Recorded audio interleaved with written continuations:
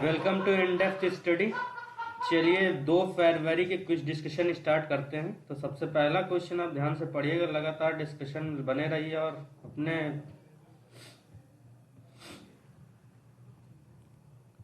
हाँ, तो सबसे पहला क्वेश्चन के जैव ईंधन के बारे में निम्नलिखित कथनों पर विचार कीजिए। ठीक है, और उपयुक्त में कौन सा कथन सही है, सही बताना। तो सबसे पहला क्या, वर्तमान में उपयोग किए जाने वाले जैव ईंधन के सबसे आम प्रकार इथेनॉल और बायोडीजल है, जो जैव ईंधन प्रौद्योगिकी की पहली पीढ़ी का प्रतिनिधित्व करते हैं। दूसरे क्या, इथेनॉल नवीकरणीय और विभिन्न प्रकार के पौधों में से बनाया जाता है। तीसरा क्या, बायोडीजल का उत्पादन नए और उपयोग किए गए वनस्पति तेलों और पशु वसा के अल्कोहल को मिलाकर किया जाता है। चौथा क्या, जैव ईंधन का उपयोग रॉकेट ईंधन के रूप में नहीं किया जा सकता क्योंकि इसकी स्यान्यता उच्च होती है। तो चौथा ऑप्शन हो जाए, क्योंकि इसमें क्या है कि जैव ईंधन का उपयोग, हमने सुना है कि जैव ईंधन का उपयोग रॉकेट ईंधन में किया जाता है और अभी हाल फिलहाल में एक रॉकेट ईंधन में किया गया है, तो इसलिए चौथा ऑप्शन हो जाए गलत। तो चौथा जैसे ही गलत होगा तो आपके पास पहला, दूसरा, तीसरा, तो तीसरा बार सोचना है। तो क्या बायोडीजल का उत्पादन किससे किया जाता, तो बिल्कुल सही, उत्पादन वनस्पति तेल और पशु वसा के साथ अल्कोहल को मिलाकर किया जाता। तो तीसरा भी सही, तो ऑप्शन नंबर 20 का सही हो जाएगा। क्वेश्चन नंबर दूसरा देखिए, निम्नलिखित कथनों पर विचार कीजिए। पहला है, संविधान भारत के राष्ट्रपति को किसी एक सदन या संसद के दोनों सदनों की संयुक्त बैठक को संबोधित करने की शक्ति देता है। दूसरे का, जब संविधान लागू हुआ तो संसद के प्रत्येक सत्र को संबोधित करना राष्ट्रपति के लिए आवश्यक था। अब क्या है, संविधान के 42वें संविधान संशोधन के अनुसार राष्ट्रपति वर्ष में केवल एक बार संसद के दो सदनों को संबोधित करेगा। तो सबसे पहले क्या है, तो यहाँ पे हमें पता है कि संविधान अब बताइए इसका कौन सा सही कौन सा गलत हो जाएगा। तो पहले ध्यान से पढ़िए, संविधान भारत के राष्ट्रपति किसी भी एक सदन या तो बिल्कुल संयुक्त बैठक को बुलाने का अधिकार राष्ट्र किसका है, राष्ट्रपति का। भी याद रखिएगा क्योंकि इसकी जगह लोकसभा अध्यक्ष लिख दिया जाता है, तो यहाँ पे ध्यान रखिएगा राष्ट्रपति का है। तो पहला तो सही हो जाएगा। दूसरा क्या है कि पहले स्टार्टिंग जब संविधान लागू हुआ था तो बिल्कुल सही, प्रत्येक सत्र को संबोधित करना पड़ता था, तो दूसरा भी सही है। तीसरा क्या, 42वें, तो यहाँ पे 42वें नहीं, 1991 में जब पहला संविधान संशोधन हुआ था उसी में कह दिया था कि प्रत्येक सत्र को नहीं, जब सत्र स्टार्ट होगा या वर्ष का जो पहला सत्र होगा उसको संबोधित किया जाएगा राष्ट्रपति के द्वारा। तो तीसरा ऑप्शन गलत हो जाएगा।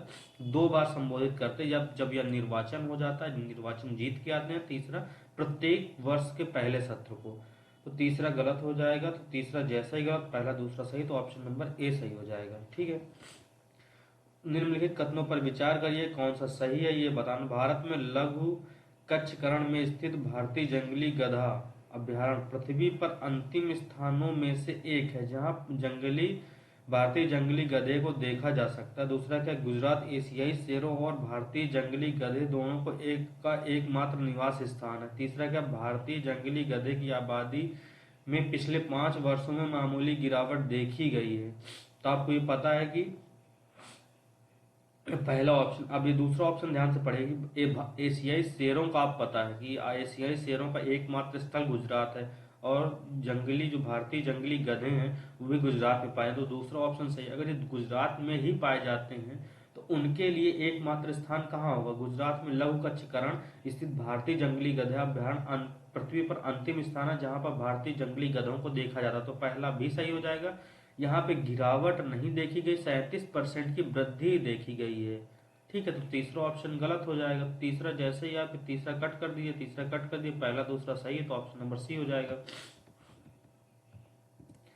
क्वेश्चन नंबर चौथा देखिए, निम्नलिखित में से कौन से राष्ट्रीय बाघ संरक्षण प्राधिकरण के कार्य हैं, सही कूट का चयन करिए। तो सबसे पहले एनटीसीए के प्राधिकरण के कार्य बताना। ठीक है, तो रिजर्व विशिष्ट बाघ संरक्षण योजना तैयार करना। दूसरा का, संसद के समक्ष बाघ संरक्षण के संबंध में लेखा परीक्षा रिपोर्ट प्रस्तुत करना। दूसरा का, नया टाइगर रिजर्व घोषित करने की मंजूरी देना। ठीक है, तो आप ये जानते हैं कि पहला ऑप्शन आपको पता है कि रिजर्व विशिष्ट संरक्षण योजना तैयार करना, तो पहला तो सही है।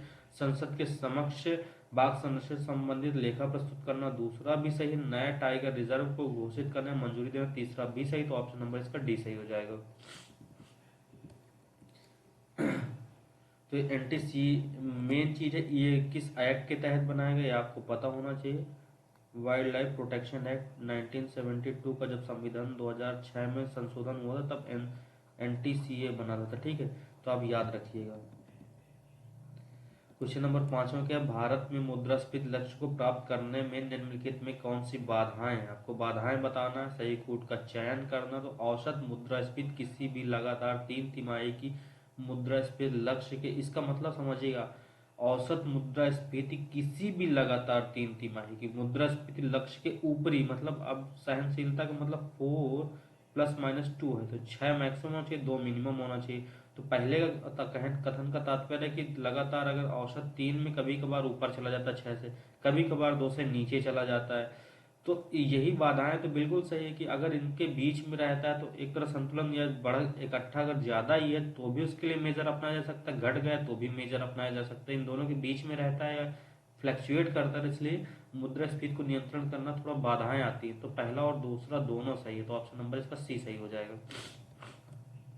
क्वेश्चन नंबर 6वां देखिए, निम्नलिखित में से कौन सा कथन मेडिकल टर्मिनेशन ऑफ प्रेगनेंसी, ठीक है, संशोधन विधेयक 2020 के संबंध में सही है। यह विशेष परिस्थितियों में 20 सप्ताह से 24 सप्ताह तक गर्भपात की अनुमति के लिए ऊपरी सीमा का विस्तार करना चाहता, तो बिल्कुल सही, पहला सही हो जाएगा।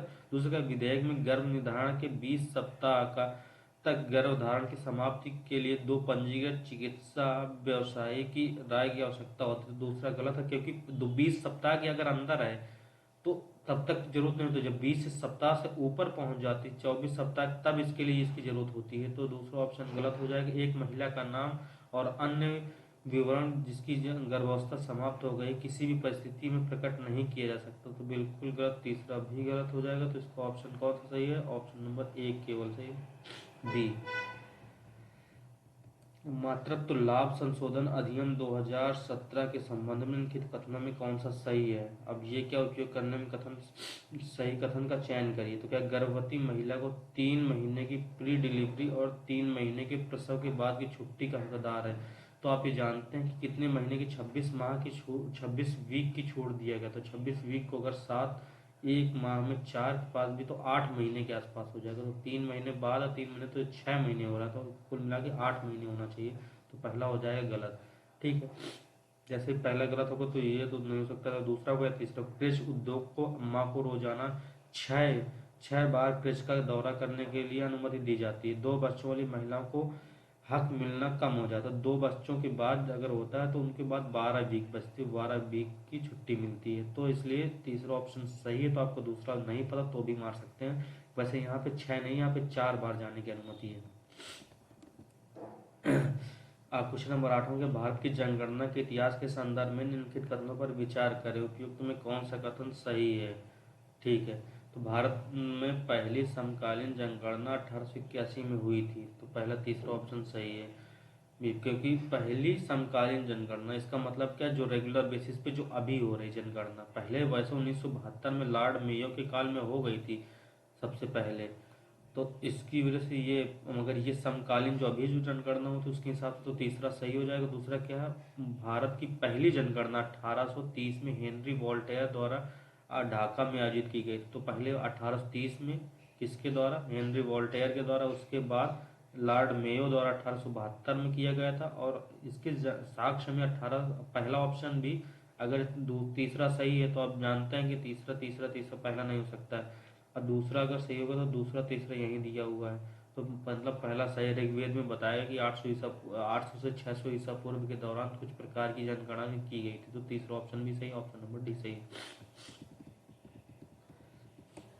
निम्नलिखित कथनों पर विचार कर उपयुक्त में कौन सा कथन सही है बताना। तो वर्तमान में न्यूनतम समर्थन मूल्य एमएसपी कोई कानूनी समर्थन नहीं है। तो दूसरे, पहला ऑप्शन बिल्कुल सही, क्योंकि एमएसपी अभी जो विवाद चल रहे हैं कानूनी समर्थन के लिए चाहिए, तो पहला सही है। कृषि लागत और मूल्य आयोग की सिफारिशों पर वित्तीय वर्ष में प्रत्येक तिमाही में एमएसपी निर्धारित, तो इसकी सिफारिश होती है, ठीक है। तो प्रत्येक वित्तीय वर्ष की तिमाही में प्रत्येक फसल के पहले, जो फसल होती है उसके पहले अनुशंसा देती, तो ये ऑप्शन हो जाए गलत। कृषि ये CACP किसके मंत्रालय के अंदर आता है? किसान और कल्याण मंत्रालय के संलग्न एक मंत्रालय, तो बिल्कुल सही। और तीसरा भी सही, तो पहला तीसरा सही हो जाएगा। MSP योजना मिनिमम फॉरेस्ट प्राइस, मतलब MFP और MSP मिनिमम सपोर्ट प्राइस, ये है। ठीक है, निम्नलिखित कथनों पर विचार। ये है केंद्रीय योजना, तो बिल्कुल गलत, केंद्रीय योजना नहीं, ये है एक के स्पॉन्सर्ड, मतलब केंद्रीय योजना केंद्रीय क्षेत्र की नहीं है, एक तरह से स्पॉन्सर्ड योजना, तो पहला ऑप्शन गलत हो जाएगा। स्पॉन्सर्ड का तात्पर्य क्या होता है कि इसमें दोनों सहायता करेंगी, दोनों सहायता करेंगी, दोनों सहायता करेंगी, दोनों सहायता करेंगी, ठीक है, तो पहला ऑप्शन गलत हो जाएगा। दूसरा पहला जैसा ही गलत होगा, तो यहाँ पहला दिया हुआ, यहाँ दिया, तो इसका मतलब तीसरा तो सही है कि जनजातीय कार्य मंत्रालय योजना के कार्यान्वयन और निगरानी के लिए नोडल मंत्रालय, तो यहाँ पे MFP के बारे में दिया गया है। फॉरेस्ट का जो फॉरेस्ट के जो प्रोड्यूस होते हैं उनकी मिनिमम सपोर्ट प्राइस क्या होगी, तो तीसरा दूसरा दूसरा देख लीजिए। तो राज्य की बिल्कुल जिम्मेदारी, तो दूसरा भी सही, तो ऑप्शन नंबर बी सही हो जाएगा, दूसरा तीसरा, ठीक है। भारत की आदिवासी सहकारी विपणन मतलब ट्राइफेड के बारे में निम्नलिखित कथनों पर विचार करिए, तो ट्राइफेड एक वैधानिक निकाय, यहाँ तक तो सही, मगर 2003 में नहीं 1987 में स्थापित किया गया था, तो पहला ऑप्शन गलत हो जाएगा। ए भी नहीं हो सकता और डी भी नहीं हो सकता, मतलब तीसरा सही, दूसरा देख लीजिए। इसे देश की सरकार द्वारा एक राष्ट्रीय स्तर की सहकारी संस्था के रूप में पंजीकृत किया गया था, तो बिल्कुल दूसरा और तीसरा सही हो जाएगा, तो ऑप्शन नंबर 20 का सही है। तो आप ये चाबहार पोर्ट के बारे में जानते हैं, तो ईरान में हम लोग बना रहे हैं, तो ईरान में क्यों बना रहे हैं? क्योंकि हमें अब पाकिस्तान से अफगानिस्तान नहीं जाना पड़ेगा, ईरान से हम लोग अफगानिस्तान जा सकते हैं, तो ये ऑप्शन नंबर सी देखिए। अफगानिस्तान और मध्य एशिया तक पहुंचने के लिए भारत पाकिस्तान पर निर्भर नहीं होगा, तो तीसरा सी ऑप्शन बिल्कुल सही है। भ्रष्टाचार दर मतलब करप्शन परसेप्शन इंडेक्स कौन जारी करता है? तो ये आपको याद होना चाहिए, ट्रांसपेरेंसी इंटरनेशनल है। क्वेश्चन नंबर 14वां क्या है? वन्यजीव अपराध नियंत्रण ब्यूरो के बारे में निम्नलिखित कथनों पर विचार करें, ठीक है, कौन सा कथन सही है ये बताना। तो ये भारत सरकार द्वारा स्थापित एक वैधानिक बहु विषयक निकाय है, ठीक है, तो बिल्कुल सही है। वैधानिक, बिल्कुल वैधानिक, आपको पता वैधानिक क्यों कहा गई? 1972 एक्ट जब 2006 में संशोधन हुआ था, तो ये बनी थी संस्था, तो पहला ऑप्शन सही हो जाएगा। इसकी अध्यक्षता, इसकी स्थापना वन एवं पर्यावरण और वन मंत्री की अध्यक्षता में की गई थी, गवर्नमेंट ऑफ इंडिया ने किया था।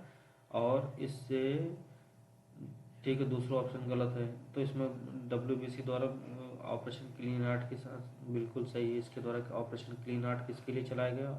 ऑपरेशन क्लीन आर्ट है, जो आर्ट बनाते हैं तो उसकी ब्रश जो होती है मैंग्रोव के बालों से होती है, तो इसकी वजह से तीसरा ऑप्शन उसी ऑपरेशन की, मतलब इनको आर्टिफिशियल ब्रश यूज़ करें, ना कि उनको मार के जो उनके बालों से ब्रश बनाई जाती है उसकी तरह। तो ऑप्शन 1 और 3 सही हो, ऑप्शन नंबर सी सही है।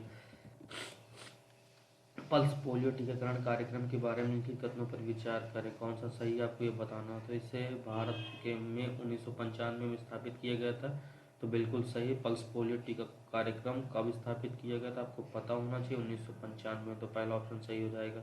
पल्स पोलियो कार्यक्रम हमेशा रविवार से शुरू होता है, तो दूसरा भी सही है। तो क्योंकि दूसरा, आप अगर आपको नहीं पता तो आप ये जानते हैं पल्स पोलियो किसने, 0 से मतलब जो 5 साल तक के बच्चों के लिए इतना ऐड आता है, 0 से 5 साल है, तो तीसरा कहाँ कहाँ दिए? यहाँ भी बी में है और सी डी में भी है, तो मतलब पहला दूसरा तो सही ही होगा। चौथा आप देख लीजिए, 2010 में नहीं, हमने 2014 में घोषित किया था कि पोलियो फ्री, तो चौथा भी गलत है, तो चौथा गलत होते ही आप ऑप्शन नंबर सी होगा। Thank you.